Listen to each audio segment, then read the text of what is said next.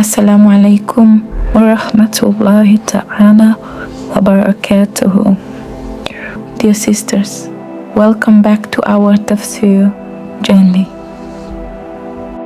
In our last session, we explored the opening verses of Suratul Kahf, which introduced the Quran as a perfect guide, free from any contradictions, and highlighted its purpose to warn and give glad tidings. Today we continue from where we left off, moving into verses 6 to 8, which shift the focus to a deeply emotional aspect of the Prophet Muhammad sallallahu alaihi wasallam's mission. These verses beautifully illustrate the intensity of his concern for the people who rejected his message and uncover a profound reality: the role of this worldly life as both an adornment and a test. As we reflect on these verses, we'll explore the distractions that keep many from accepting the truth and why it's important to anchor ourselves in what's eternal. This continuation builds on the earlier reminder of the Quran's guidance and takes us further into understanding how it addresses both the Prophet's struggles and our own.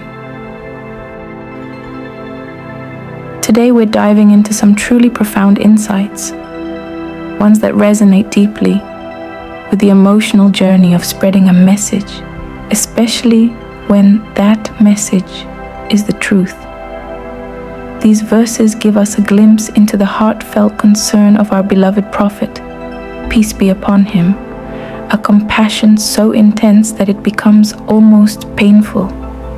Imagine the sadness of doing everything possible to guide others, only to feel the weight of their resistance.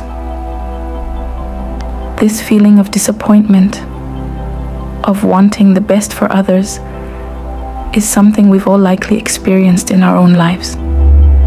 But here, we'll explore why people sometimes don't accept the truth, and how the temporary beauty of this world can hold us back.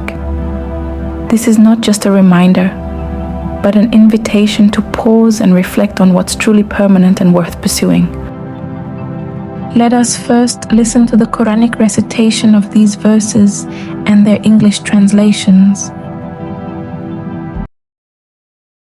فَلَعَلَّكَ بَاخِعٌ نَفْسَكَ عَلَىٰ آثَارِهِمْ إِن لَّمْ يُؤْمِنُوا بِهَٰذَا الْحَدِيثِ أَسَفًا. Then perhaps you would kill yourself through grief over them, O Muhammad, if they do not believe in this message and out of sorrow. إِنَّا جَعَلْنَا مَا عَلَى الْأَرْضِ زِينَةً لَهَا لِنَبْلُوَهُمْ أَيُّهُمْ أَحْسَنُ عَمَلًا. Indeed, we have made that which is on the earth adornment for it, that we may test them as to which of them is best indeed. وَإِنَّا لَجَاعِلُونَ مَا عَلَيْهَا صَعِيدًا جُرُزًا. And indeed, we will make that which is upon it into a barren ground. Let's take a moment to reflect on these translations. In these verses, Allah comforts His beloved messenger, who was deeply saddened by the rejection of those around him.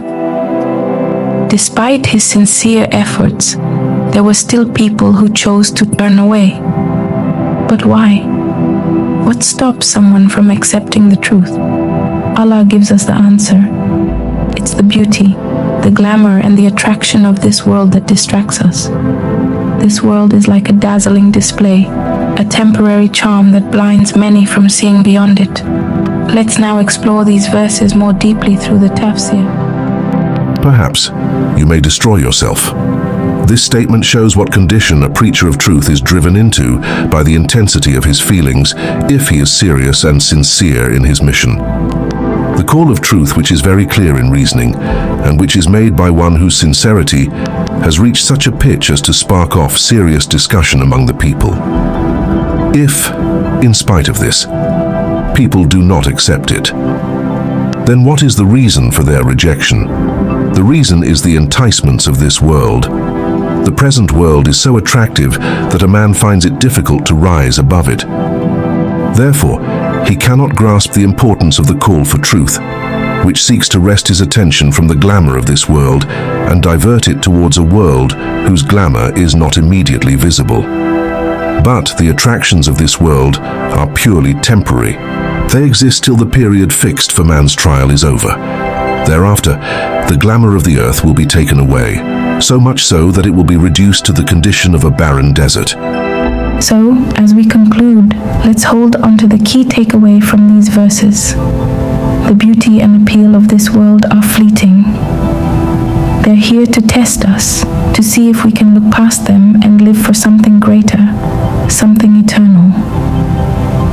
Dear listeners, let us all strive to see through the glamour and pursue what truly matters in the sight of Allah. May we be among those who succeed in this test, who choose a higher path and find meaning in deeds that outlast the adornments of this world. Thank you for joining today's reflection. May these insights stay with you, and may they help us all draw closer to Allah. Until next time, Assalamu alaikum wa rahmatullahi wa barakatuh.